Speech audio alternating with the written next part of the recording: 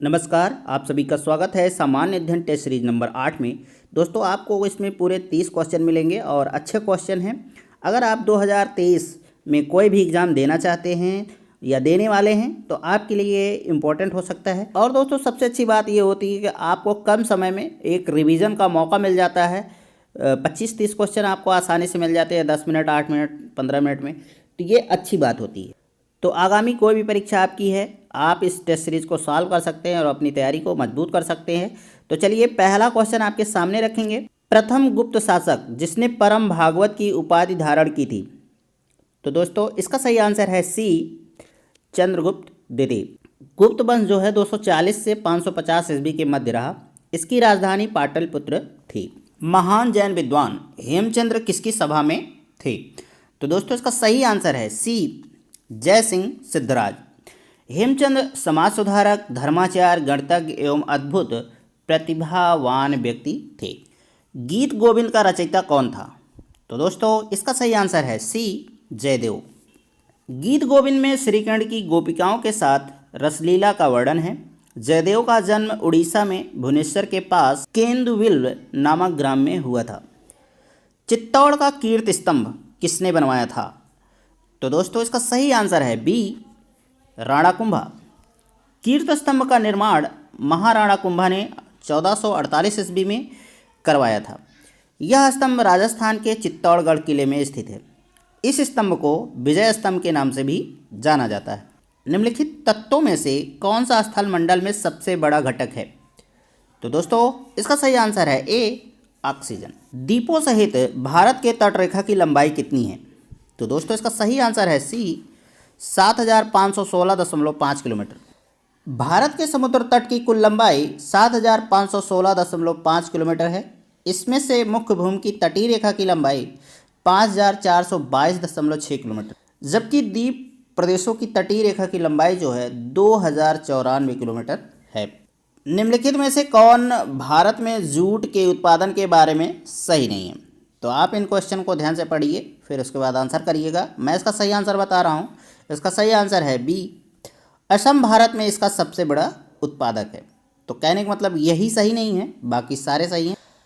Bharat jute का बड़ा उत्पादक देश है। इसका उत्पादन मुख्य रूप से पूर्वी भारत में गंगा ब्रह्मपुत्र डेल्टा की समृद्ध जलोढ़ मिट्टी पर केंद्रित है।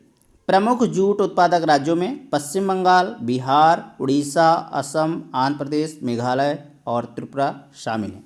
निम्नलिखित ग्रहों में से कौन सा आकार में सबसे बड़ा ग्रह है? तो दोस्तों, इसका सही आंसर है ए, पृथ्वी। एक बात ध्यान दीजिएगा, ये क्वेश्चन जो है ऑप्शन के अनुसार पूछा गया है, ना कि कौन सा सबसे बड़ा ग्रह है ये नहीं पूछा गया। क्वेश्चन को ध्यान से पढ़ा करिए। आकार के अनुसार ग्रहों का क्रम जो है घटते हुए क्रम में, मतलब सबसे बड़ा, फिर उससे छोटा, फिर उससे छोटा। तो उसका क्रम है, बृहस्पति है सबसे बड़ा, फिर शनि है, तब अरुण है, तब वरुण, तब पृथ्वी, फिर शुक्र, फिर मंगल, फिर बुध। भारत में निम्नलिखित में से कौन सी क्रेटर झील है? तो दोस्तों, इसका सही आंसर है ए, लोनार झील। ज्वालामुखी क्रिया के बाद बने क्रेटर में जल भर जाने के फलस्वरूप जिस झील का निर्माण होता है उसे क्रेटर झील कहते हैं। उदाहरण स्वरूप लोनार एवं पुष्कर झील। अच्छा दोस्तों, आपके दिमाग में ये आ सकता है कि क्रेटर होता क्या है। तो जब ज्वालामुखी फटता है और उसमें गड्ढे बन जाते हैं ज़मीन में, उसी को क्रेटर कहते हैं। और धीरे धीरे वो पानी भर जाता है उसमें, तो वो झील का रूप ले लेता है, वही है क्रेटर झील। किसी मरुस्थल में अल्पकालिक झील का सूक्ष्म कड़ी संस्तर किस नाम से जाना जाता है? तो दोस्तों, इसका सही आंसर है ए, प्लाया। निम्नलिखित में से कौन सा कारक भौम जल या ग्राउंड वाटर के वितरण को प्रभावित नहीं करता है? तो दोस्तों, इसका सही आंसर है डी, समुद्र से दूरी। संविधान 35वां संशोधन अधिनियम 1974 निम्नलिखित में से किस राज्य से संबंधित है? तो दोस्तों, इसका सही आंसर है बी, सिक्किम। निम्नलिखित में से कौन सा भारत की निर्वाचन प्रणाली का सर्वोत्तम वर्णन करता है? तो दोस्तों, इसका सही आंसर है ए, सर्वाधिक मत से जीत वाली प्रणाली। निम्नलिखित में से कौन सा न्यायोत्तर अधिकार है? तो दोस्तों, इसका सही आंसर है ए, पर्याप्त आजीविका का अधिकार। निम्नलिखित में से कौन सी रिट नहीं है? तो दोस्तों, इसका सही आंसर है डी, पृथक्करणीयता। निम्नलिखित में से कौन सा मूल अधिकार का भाग नहीं है? तो दोस्तों इसका सही आंसर है सी, उपाधियों से विभूषित होने का अधिकार। निम्नलिखित में से कौन सा भारत के संविधान का प्रकार्य नहीं है? तो दोस्तों इसका सही आंसर है ए, राजनीति में अच्छे लोगों की भागीदारी सुनिश्चित करना। जैव विविधता के बारे में निम्नलिखित में से कौन सा कथन सही नहीं है? कहने का मतलब 3 कथन सही होंगे, एक गलत होगा, वही आपका आंसर होगा।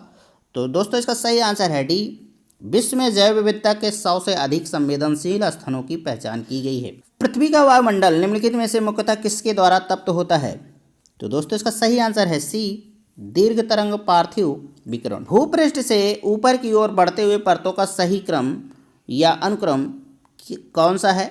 तो आपको नीचे से ऊपर की तरफ जाना है कि कौन सा मंडल कहाँ होता है, ये क्रम आपको बताना है। और इसका सही आंसर है बी, सबसे पहले होता है क्षोभ मंडल, फिर क्षोभ मंडल के ऊपर होता है समताप मंडल, फिर समताप मंडल से ऊपर होता है मध्य मंडल, फिर सबसे ऊपर जो होता है वायुमंडल। निम्नलिखित में से कौन सा मृदा रचक कारक नहीं है? तो दोस्तों इसका सही आंसर है डी, मानववास स्थान। स्थल मंडल को निम्नलिखित में से कौन सा सर्वोत्तम रूप से वर्णित करता है? तो दोस्तों इसका सही आंसर है सी, परपटी और ऊपरी पटल होना चाहिए, यहाँ मटल लिखा है तो इसको आप समझिएगा। निम्नलिखित में से कौन सी भारत के संविधान की विशेषता नहीं है?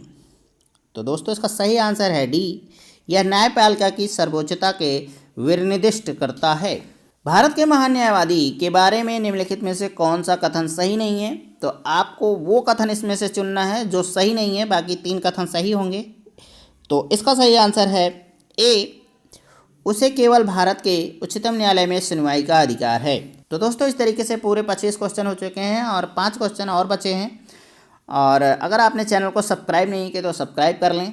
अगर आपने किसी भी कारण से पिछले 7 वीडियो को मिस कर दिया है तो चैनल पर जाइए, वहाँ प्लेलिस्ट बनी है सामान्य अध्ययन नाम से, उसको ओपन करिए, फिर वीडियो को आप आसानी से देख सकते हैं और अपना रिवीजन कर सकते हैं।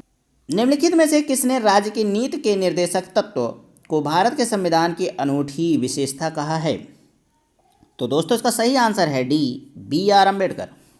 इंडियन काउंसिल एक्ट 1861 के बारे में निम्नलिखित में से कौन सा कथन सही है? तो दोस्तों इसमें से आपको कथन बताना है कि कौन सा सही है। क्वेश्चन को ध्यान से पढ़िए फिर आंसर करिएगा। मैं इसका सही आंसर बता दे रहा हूँ, इसका आंसर है ए, केवल एक सही है। कहने का मतलब ये वाला ऑप्शन सही है और ये वाला ऑप्शन गलत है। तत्वबोधिनी पत्रिका के बारे में निम्नलिखित में से कौन सा कथन सही है? तो कहने का मतलब 3 कथन गलत होंगे, एक कथन सही होगा, आपको वही चुनना है। तो इसका सही आंसर है ए, इसने बांग्ला भाषा में प्राचीन भारत के व्यवस्थित अध्ययन को प्रोत्साहित किया है। निम्नलिखित में से किस वर्ष में ब्रिटिश शासन ने संथालों को बसाने के लिए एक बड़े भूभाग का दामिनी को के रूप में सीमांकन किया था? तो दोस्तों इसका सही आंसर है डी, 1832। कर्क रेखा निम्नलिखित में से किस राज्य से होकर नहीं गुजरती है? तो दोस्तों ये 4 ऑप्शन हैं, इन 4 ऑप्शनों में से 3 राज्य ऐसे हैं जहां से कर्क रेखा होकर गुजरती है, एक राज्य ऐसा है जिसमें से कर्क रेखा नहीं गुजरती है, तो वही राज्य आपको चुनना है और इसका सही आंसर है ए, मणिपुर। अब मैं आपको बता देता हूं कि कर्क रेखा कहां से गुजरती है और कितने राज्यों से होकर गुजरती है। तो कर्क रेखा भारत के 8 राज्यों से होकर गुजरती है, क्रमशः गुजरात, राजस्थान, मध्य प्रदेश, छत्तीसगढ़, झारखंड, पश्चिम बंगाल, त्रिपुरा तथा मिजोरम से होकर गुजरती है। इन नामों को याद कर लीजिए। ये क्वेश्चन आपके हर पेपर में 1-2 पेपर के गैप के बाद आता ही आता है, हजारों बार ये क्वेश्चन आ चुका है। तो चलिए आज के लिए बस इतना ही। आज का टेस्ट समाप्त होता है और हो सके तो वीडियो को शेयर कर दिया करिए। अभी भी चैनल को सब्सक्राइब नहीं किया तो ज़रूर सब्सक्राइब कर लें। नेक्स्ट वीडियो आपको जल्द ही प्रोवाइड कराएंगे। तब तक के लिए नमस्कार, जय हिंद।